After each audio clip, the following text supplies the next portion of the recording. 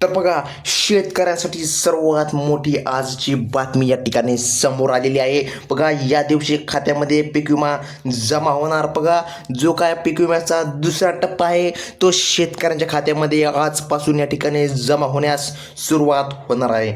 बघा, या 34 जिल्ह्यांचं जे काय आहे ते या ठिकाणी यादी निघलेली आहे, परंतु आज काहीच जिल्ह्यांची या ठिकाणी यादी आज आपल्याला पाहायला मिळणार. तर बघा, आज तुमच्या जिल्ह्याचा नंबर यादीमध्ये आहे की नाही ते एकदा तपासून घ्या. कारण बघा, मागे काय झालं तर 4,000, बघा 4,000 रुपये, 4,000 रुपये पीक विम्याचा पहिला टप्पा म्हणजे बघा 4,000 ते 8,000 रुपयाच्या दरम्यान शेतकऱ्याला मिळालेला आहे. मग त्या शेतकऱ्याला 10 हेक्टर शेत असो किंवा 5 हेक्टर, बघा ज्या शेतकऱ्याला 10 एकर शेत आहे, ज्या शेतकऱ्याला 5 एकर शेत आहे, काही शेतकऱ्याला 2 हेक्टर शेत आहे, त्यांना देखील बघा 4 ते 5,000 अशीच पीक विमा रक्कम जमा झालेली आहे. काही शेतकऱ्याला 7,000 जमा झालेली आहे पहिला टप्पा. परंतु आता उर्वरित रक्कम जी काय रक्कम आहे, जे काय दुसरा टप्पा आहे, बघा दुसरा टप्पा या ठिकाणी शेतकऱ्याला लगेच या ठिकाणी मिळण्यास सुरुवात होणार आहे. बघा, आज जिल्हा यादी जाहीर झालेली आहे. तुमच्या जिल्ह्याचं नाव आहे का नाही एकदा तपासून घ्या. बघा, मुख्यमंत्री साहेबांनी बँकांना आज तात्काळ आदेश दिलेले आहेत. आणि पहा, एक मोठी प्रोसेस देखील करायची आहे दुसरा टप्पा मिळण्यासाठी.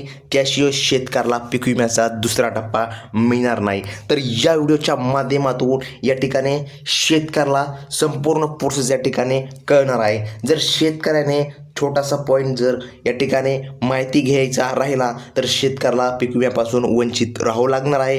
त्यामुळं व्हिडिओला या ठिकाणी संपूर्ण पहा, म्हणजे की तुमचा जो काय आहे तुम्हाला संपूर्ण माहिती मिळून जाईल की पीक विमा तुमच्या खात्यावर कधी मिळणार, केव्हा मिळणार आणि कसा मिळायचा आहे. चला तर मग या ठिकाणी शेतकरी मित्रांनो व्हिडिओला सुरुवात करूया. तर बघा शेतकरी मित्रांनो, आपण या व्हिडिओमध्ये या ठिकाणी असंच शेतकऱ्याला सांगणार नाही की 4 कोटी रक्कम मिळणार, 10 कोटी रक्कम मिळणार. आपण स्पष्टपणे साध्या भाषेमध्ये शेतकऱ्याला कळेल अशा भाषेमध्ये यादी या ठिकाणी शेतकऱ्याला सांगणार आहे. म्हणजे की सर्वसामान्य जो काय शेतकरी आहे त्याला पण या ठिकाणी यादी कळली पाहिजे. चला तर मग या ठिकाणी यादीला सुरुवात करूया. तर बघा, पहिलाच जो काय जिल्हा आहे तो म्हणजे की यवतमाळ जिल्हा. बघा, यवतमाळपासून सुरू झालेली जी काय मोहीम आहे या मोहिमेमुळे बघा पीक विमा वितरणाची प्रक्रिया प्रथम यवतमाळपासून या ठिकाणी सुरू करण्यात आली. बघा, आता हे जे काय यवतमाळ जिल्हा आहे येथील शेतकऱ्यांच्या बँक खात्यामध्ये पीक विम्याची रक्कम जमा होऊ लागली आहे. बघा, यवतमाळ जिल्ह्यातील शेतकऱ्यांना प्रति दीर्घकाळ या रकमेची प्रतीक्षा होती. बघा, त्यांच्यासाठी ही मोहीम दिलासादायक बातमी आहे. दुसरा टप्पा पहिल्यांदा बघा म्हणजे की प्रथम वेळेस या ठिकाणी यवतमाळला मिळणार आहे. आता जो काय पुढील जिल्हा आहे तो एकदा या ठिकाणी पाहून घ्या. आता पहा, लातूर आणि परभणी. आता जे काय जिल्हा आहे तो पुढील म्हणजे की लातूर आणि परभणी. बघा, या जिल्ह्यांमध्ये बघा विमा जे काय वितरणास विभाग म्हणजे की बघा, आता यवतमाळ नंतर लातूर आणि परभणी. आता यवतमाळ तर झाला, आता लातूर परभणी या जिल्ह्यांमध्ये पीक विमा वितरणाची प्रक्रिया विभागाने सुरू करण्यात आलेली आहे. या जिल्ह्यांमधील शेतकऱ्यांना आता त्यांच्या बँक खात्यामध्ये पीक विम्याची जो काय दुसरा टप्पा आहे तो आता जमा होणार आहे.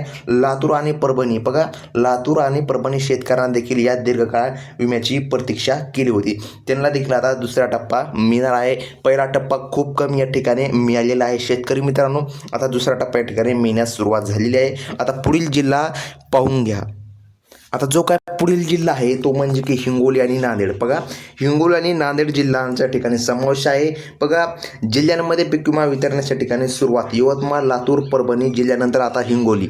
बघा, आता हिंगोली आणि नांदेड बघा या जिल्ह्यांमध्ये पीक विमा वितरणाची प्रक्रिया सुरू झाली आहे. बघा, या जिल्ह्यांमध्ये अग्रिम पीक विमा योजना अंतर्गत जिल्हा अधिकारी कार्यालयाच्या माध्यमातून अधिसूचना काढण्यात आली होती. या सूचनेत आता शेतकऱ्यांच्या खात्यामध्ये विमा रक्कम जे काय दुसरा टप्पा आहे, पहिला टप्पा या ठिकाणी खूप कमी मिळालेला आहे, तर दुसरा टप्पा या ठिकाणी जास्तीचा मिळणार आहे शेतकरी मित्रांनो.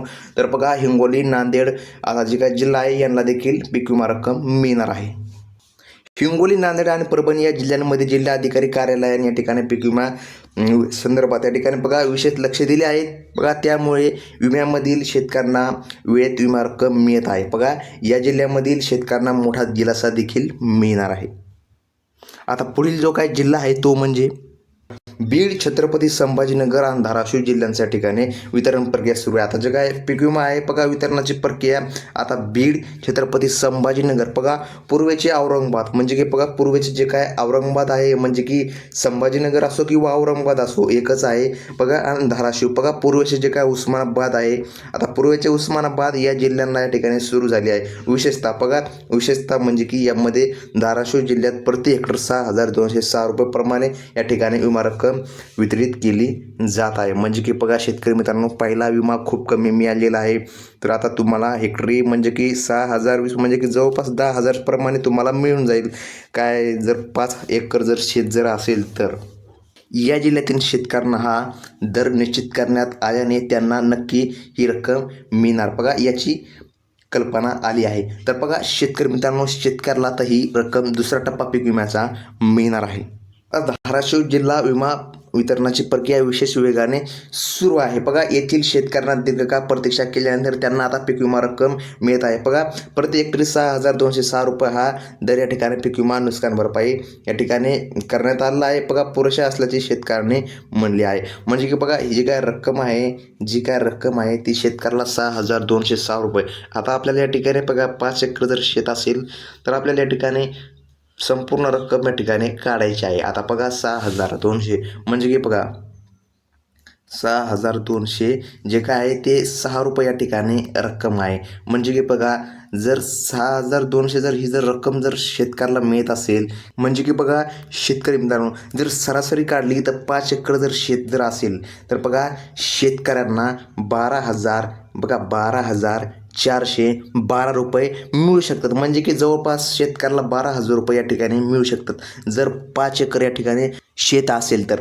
तर बघा शेतकरी मित्रांनो, ही होती आजची या ठिकाणी बातमी आहे. परंतु बघा आता जे काय धुळे जिल्हा आहे बघा, विमा रक्कम कॅल्क्युलेशन प्रक्रिया म्हणजे की बघा धुळे जिल्ह्यामध्ये पीक विमा रक्कम कॅल्क्युलेशन प्रक्रिया सुरू झाली आहे. ज्या शेतकऱ्यांना कॅल्क्युलेशन प्रक्रिया पूर्ण आहे अशा शेतकऱ्यांच्या खात्यामध्ये विमा रक्कम जमा करण्यास सुरुवात झालेली आहे.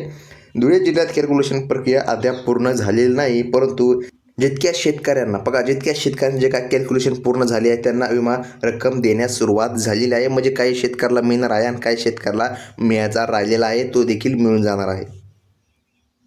आता शेतकरी मित्रांनो बघा जळगाव जिल्हा आता जो काय जळगाव जिल्हा आहे येथील देखील शेतकरी पीक विम्याच्या दुसऱ्या टप्प्याची प्रतीक्षा करत आहे.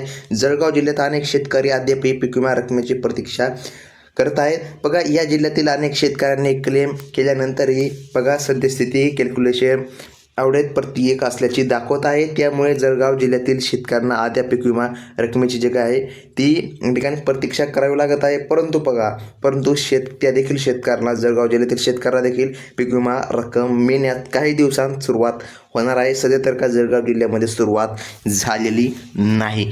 आता शेतकरी मित्रांनो, तुम्हाला एक काम देखील करायचं आहे, जे काम केल्याशिवाय तुम्हाला पीक विमा रक्कम मिळू शकत नाही. आता शेतकऱ्यांना एक काम करायचं आहे ते म्हणजे की बघा तुमचे जे का बँक खाते आहे ते तपासणी करायची आहे बघा. तपासणी जर केली तर तुम्हाला कळून जाईल तुमचे काय आधार लिंक जर बरोबर नसेल ते देखील दुरुस्त करून घ्या. KYC या ठिकाणी दुरुस्त करून घ्या म्हणजे की तुम्हाला रक्कम मिळण्यास कोणतीही अडचण येणार नाही. आता शेतकरी मित्रांनो, झालं काय होतं इथून मागे बघा 4 ते 5 हजार रुपयाचीच रक्कम मिळाली शेतकऱ्याला पहिला टप्पा. परंतु दुसरा टप्पा आता मिळण्यास सुरुवात देखील सुरू या ठिकाणी झालेली आहे बघा. त्यामुळे या ठिकाणी शेतकऱ्याला आता ही रक्कम मिळणार आहे. तर शेतकरी मित्रांनो, ही होती आजची अपडेट. धन्यवाद.